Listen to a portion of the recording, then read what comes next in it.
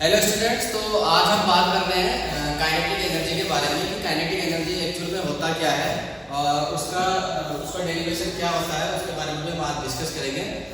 हम देखें general life में देखते हैं कि कई बॉडी जो है मूव कर रही होती है तो उससे कुछ एनर्जी एसोसिएटेड होती है। उसी के बारे में हम बात करेंगे कि उसमें कोई एनर्जी एसोसिएटेड होती है या नहीं होती है।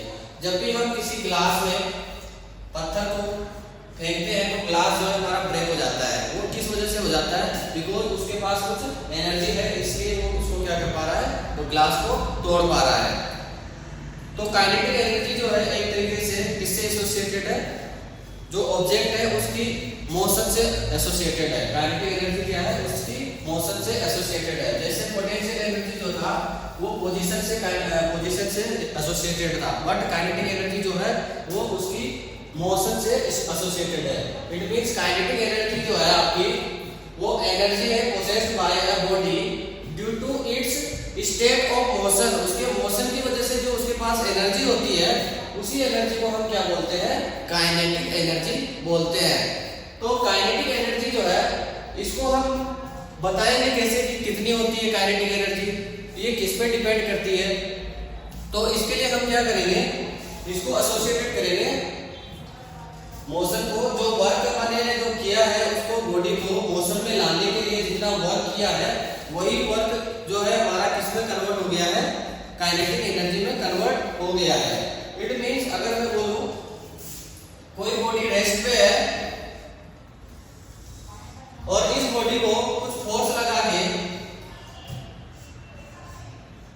v स्पीड तक अगर हम लेके आते हैं तो हमें कुछ वर्क करना पड़ेगा इस पे, तब जाके इसमें क्या होगी? v स्पीड इस पे रिसीव होगी हमें। तो जो v स्पीड रिसीव होगी उसके लिए हमने जो वर्क किया है वही वर्क इसमें किसमें कंजर्व हो गया? काइनेटिक एनर्जी के तौर पे कंजर्व हो गया है। तो उसको कैसे हम फाइंड आउट करेंगे? उसके लिए क्या करेंगे हम, जो फोर्स है हमारा वो क्या होता है? मास इनटू एक्सीलरेशन होता है। और मास क्या है? इस ब्लॉक का मास m मान लो, कंसीडर कर लो कि इसका जो मास है वो m है और इसको F फोर्स लगा के हमने v स्पीड जो है इसको प्रोवाइड करवाई है। तो हमने कितना वर्क डन किया होगा? तो वर्क डन हमारा क्या होता है? वर्क डन होता है force into displacement. Force into displacement. मान लो ये जो डिस्प्लेसमेंट हुआ है यहाँ पे s डिस्प्लेसमेंट हुआ है, तो जो वर्क डन होगा हमारा वो कैसे निकाल लेंगे हम?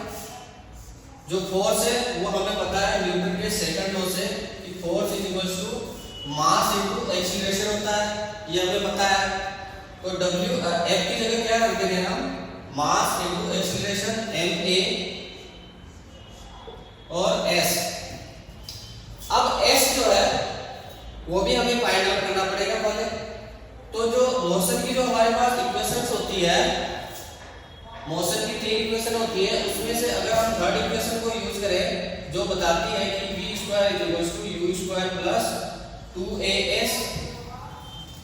यहाँ पे हमारा ब्लॉक स्टार्टिंग में रेस्ट पे था तो u क्या हो जाएगा? हमारा 0 हो जाएगा। देन यहाँ से हम क्या कर देंगे, इसमें u स्क्वायर में आप कर देंगे 0 पुट कर देंगे, तो यहाँ से हो गया हमारा 2as equals to v square. और v जो स्पीड है हमारी फाइनल स्पीड है, तो यहाँ से s की जो वैल्यू आ रही है वो आ रही है v स्क्वायर अपॉन 2a। जो डिस्प्लेसमेंट होगा आपका वो होगा v स्क्वायर अपॉन 2a।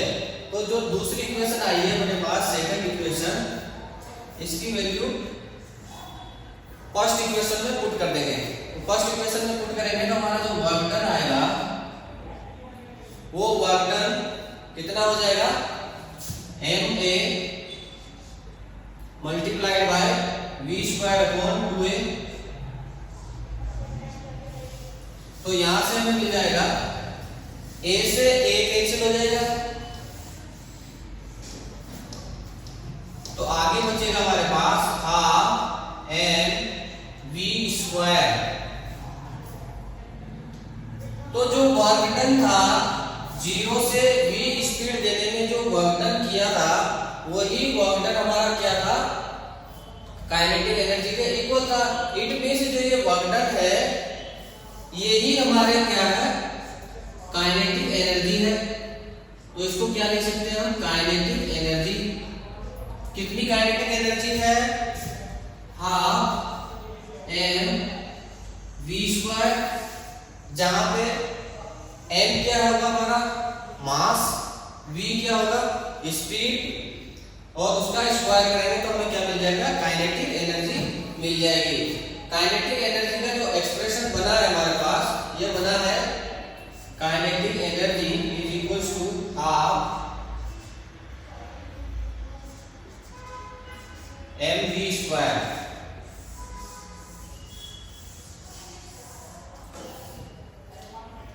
ये सेम केस में भी हो सकता है, मान लो इसके पास पहले v स्पीड थी और इसको अगर हमने वापस 0 स्पीड पे लाना है, then what we have to do, इसके अपोजिट में हमें क्या करना पड़ेगा, एक फोर्स लगाना पड़ेगा। अगर इस टर्म से इस टर्म में जाना है, स्पीड फाइनल हमारी क्या करनी है, हमें 0 करनी है, तो इसके अपोजिट में जितना फोर्स लगेगा और उस डिस्प्लेसमेंट में जाके जब रुकेगा तो जितना वर्क डन होगा वो वर्क डन ही किसके इक्वल होगा, हाफ एम वी स्क्वायर के इक्वल होगा। यानी बहुत केस में क्या कर सकते हैं हम, इसको एनर्जी को डिफाइन कर सकते हैं। यानी 0 टू v ले जाने में जितना वर्क डन होता है वही उसकी काइनेटिक एनर्जी में चेंज होता है, और जितनी काइनेटिक एनर्जी होती है उसके पास, उसको 0 स्पीड में लाने के लिए जितना वर्क डन चाहिए होता है वही उसकी काइनेटिक एनर्जी होती है। ठीक है, तो यहाँ पे आप देख रहे हो काइनेटिक एनर्जी जो है that will be positive always, that will be kinetic energy will be positive always। अब आप बोलोगे कि पॉजिटिव क्यों होगी ऑलवेज, क्योंकि हमें पता है कि मास जो है वो ऑलवेज पॉजिटिव होता है, स्पीड जो है उसका स्क्वायर कर दिया तो ये वाली टर्म भी ऑलवेज पॉजिटिव होगी। तो काइनेटिक एनर्जी जो है वो हमेशा पॉजिटिव होगी। ठीक है, अगर काइनेटिक एनर्जी जो है, हमारी काइनेटिक एनर्जी जो है वो दो चीजों पे डिपेंड कर रही है, मास पे और स्पीड पे। अगर आपका मास ज्यादा होगा तो काइनेटिक एनर्जी भी ज्यादा होगी। जो काइनेटिक एनर्जी जो है किसके प्रोपोर्शनल आ रही है, आपकी मास के। अगर मास इंक्रीज होगा देन आपकी काइनेटिक एनर्जी भी इंक्रीज होगी, and it is also proportional to v square. It means अगर आपका v बढ़ेगा, स्पीड ज्यादा होगी तो काइनेटिक एनर्जी भी ज्यादा होगी। अंडरस्टूड? ठीक है, तो इसके बाद हम रीड करेंगे मोमेंटम के बारे में और मोमेंटम और काइनेटिक एनर्जी में क्या रिलेशन है। हाँ, तो स्टूडेंट्स हमने काइनेटिक एनर्जी के बाद रीड करने के बाद में हम क्या फाइंड आउट करेंगे, relation between kinetic energy and linear momentum. Linear momentum क्या होता है, लीनियर मोमेंटम जो है किसी भी बॉडी का वो मास मल्टीप्लाइड बाय उसकी स्पीड होता है। यानी लीनियर मोमेंटम जिसका ज्यादा होगा जिस बॉडी का, उसको हमें रोकना भी मुश्किल है और उसको स्पीड भी देना भी कितना मुश्किल है, ज्यादा स्पीड, उसके लिए ज्यादा फोर्स हमें लगाना पड़ता है। तो किसी भी बॉडी का लीनियर मोमेंटम जो होगा वो होगा मास इनटू स्पीड। उसकी क्या स्पीड पे चल रहा है, मान लो एक ब्लॉक है, ये ब्लॉक x डायरेक्शन में v स्पीड से चल रहा है, तो इसका x डायरेक्शन में जो है मोमेंटम क्या हो जाएगा, मास इनटू स्पीड।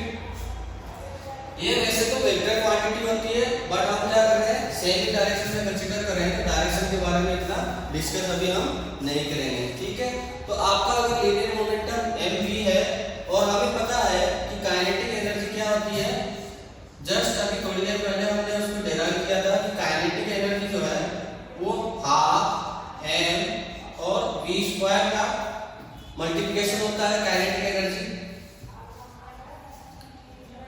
तो हमें क्या करना है, linear momentum and kinetic energy में रिलेशन फाइंड आउट करना है। इसके लिए हम क्या करेंगे, जो सेकंड इक्वेशन है इसको इक्वेशन नंबर 1 कंसीडर कर लो, देन इसको सेकंड कंसीडर कर लो। देन सेकंड जो इक्वेशन है, in equation second multiply it by m nominator में और डिनोमिनेटर में, दोनों तरफ क्या कर दो m से मल्टीप्लाई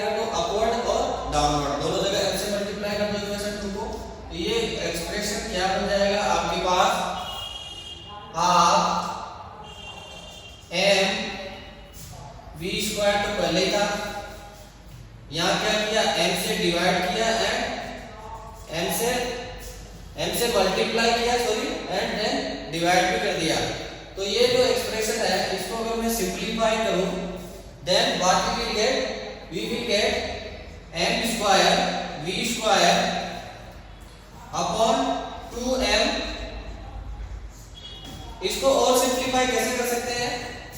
इसको सिंपलीफाई करने के लिए जो mv है इसको अंदर कर लो ब्रैकेट में और इसके स्क्वायर को बाहर कर दिया, ये आ गया mv का होल स्क्वायर अपॉन 2m।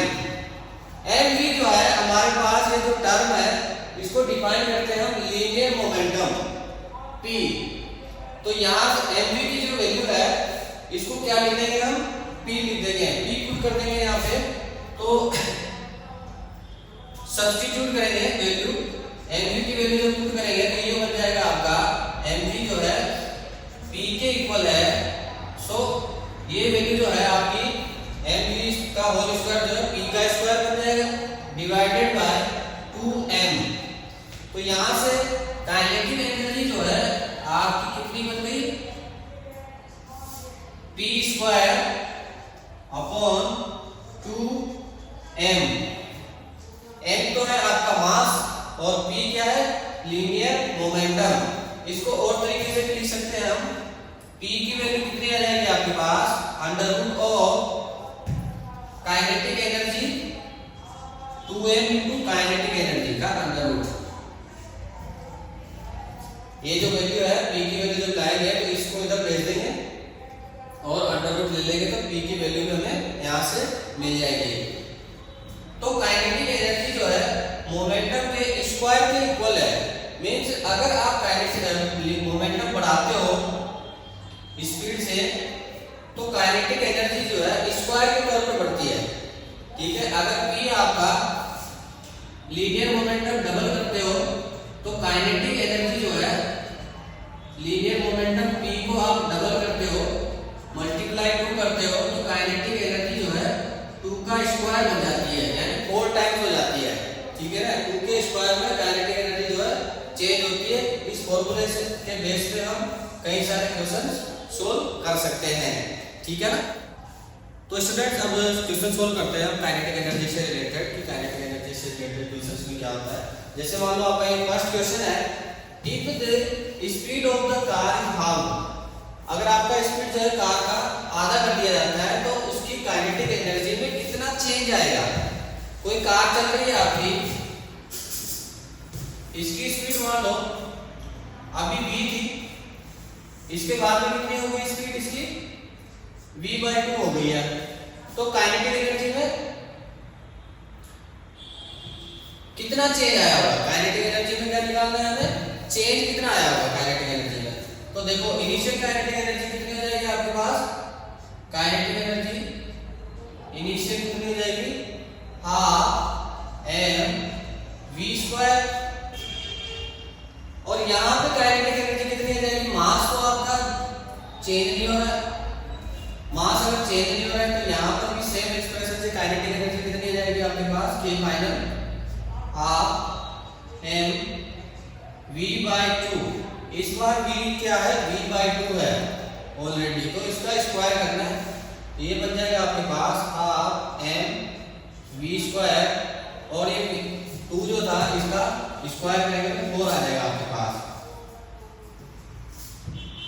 तो काइनेटिक एनर्जी कितनी हो जाएगी, k फाइनल, k इनिशियल का 4 टाइम्स, यहाँ पे क्या आएगी 1/4 और ये क्या बन गया हाफ m स्क्वायर कितना है, k इनिशियल है। तो k इनिशियल का 1/4 की रह जाएगा k फाइनल। क्वेश्चन नंबर 2 में जो 2 बॉडीज है उनका मास क्या है, इक्वल है, मास इक्वल है n m और उनकी स्पीड क्या है, अलग अलग है। तो काइनेटिक एनर्जी 1 कितनी रहेगी, half m v square. Kinetic energy हो सेकंड बॉडी उसका कितना हो जाएगा, हाफ m तो सेम है दोनों में, यहाँ पे v कितना हो जाएगा 2v है, यहाँ पे इसका स्क्वायर करेंगे ये हो जाएगा हाफ एम वी स्क्वायर और 2 का जो स्क्वायर है वो आगे आ जाएगा, ये हो गया आपका K2। बट आपको निकालना क्या है, दोनों की काइनेटिक एनर्जी का ratio means K1 upon K2 आपको फाइंड आउट करना है। तो इक्वेशन नंबर जो 1 है और ये इक्वेशन नंबर 2 है, इक्वेशन 1 में इक्वेशन 2 से क्या कर देंगे, डिवाइड कर देंगे। तो K1 अपॉन K2 ये कितना हो जाएगा, half mv square upon 4 half mv square. mv square क्या हो गया, आपस में कैंसिल हो गए। ये कितना हो गया आपके पास, K1 upon K2 is equal to 1 upon 4। ये क्या आ गया आपके पास 1:4 का रेशो आ गया, यानी जिसका स्पीड ज्यादा था उसका काइनेटिक एनर्जी भी ज्यादा होगा। ठीक है, तो चलिए अब तीसरे क्वेश्चन के बारे में बात करते हैं। तीसरा क्वेश्चन क्या है, इसको सॉल्व करते हैं। Find the kinetic energy of the body of mass 1 kg का एक बॉडी है, उसकी जो मूविंग है with uniform velocity, velocity means speed, uniform velocity से क्या कर रहा है, मूव कर रहा है। तो हमें क्या फाइंड आउट करना है, उसका काइनेटिक एनर्जी फाइंड आउट करनी है। तो काइनेटिक एनर्जी हमने जस्ट पहले डेराइव किया था कि काइनेटिक एनर्जी किसके इक्वल होती है, r m और v के स्क्वायर के बराबर होती है। तो यहाँ पे क्या करेंगे, सिंपली है, मास में गिवन है, वेलोसिटी में गिवन है, वेलोसिटी का स्क्वायर कर देंगे, मास को मल्टीप्लाई कर देंगे और हाफ से और मल्टीप्लाई कर देंगे। तो 1/2 इनटू मास कितना गिवन है आपको 1 kg, यहाँ पे 1 kg लिखेंगे। वेलोसिटी मींस स्पीड, स्पीड कितनी गिवन है आपको 10 का स्क्वायर कर देंगे। 10 का स्क्वायर कर देंगे तो ये कितना हो जाएगा, 10 × 10 कितना हो जाएगा 100 डिवाइडेड बाय 2, ये कितना हो जाएगा, that will be equals to 50। और जो इसकी यूनिट लिखेंगे लास्ट में वो यूनिट होगी जूल। काइनेटिक एनर्जी की जो एनर्जी यूनिट होती है वो होती है जूल में। तो आंसर किसमें आएगा हमारा, जूल में।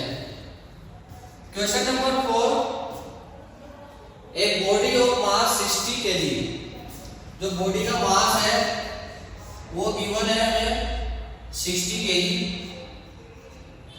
मान लो इसका स्पीड v था और इसका जो मोमेंटम है, मोमेंटम हमें पता है मास इनटू स्पीड होता है, वो कितना गिवन है 3000। तो यहां से हम मास हमें पता है, मोमेंटम हमें गिवन है, we can calculate speed from here easily. तो मास की वैल्यू रख दो 60 इंटू वी 3000, यहां से वी आपके आ गई 3000 डिवाइडेड बाय, ये 60 है इधर आ जाएगा, 60 से जब इसको डिवाइड करेंगे तो 6 से 6 कैंसिल कर सकते हैं सीधा, 30/6 50। और जो इसकी यूनिट होगी वो क्या होगी, स्पीड की मीटर पर सेकेंड। बट हमें स्पीड तो फाइंड आउट करना ही था, उसके साथ क्या फाइंड आउट करना था, काइनेटिक एनर्जी। तो काइनेटिक एनर्जी जो है वो हमारे पास एक्सप्रेशन है 1/2 मास इनटू स्पीड का स्क्वायर। मास कितना है अपने पास 60, वो तो गिवन है, और स्पीड वो हमने अभी निकाल लिया यहाँ पे 50। तो इसी 50 को क्या करेंगे, यहाँ पुट कर देंगे 50 और इसका स्क्वायर भी करना है।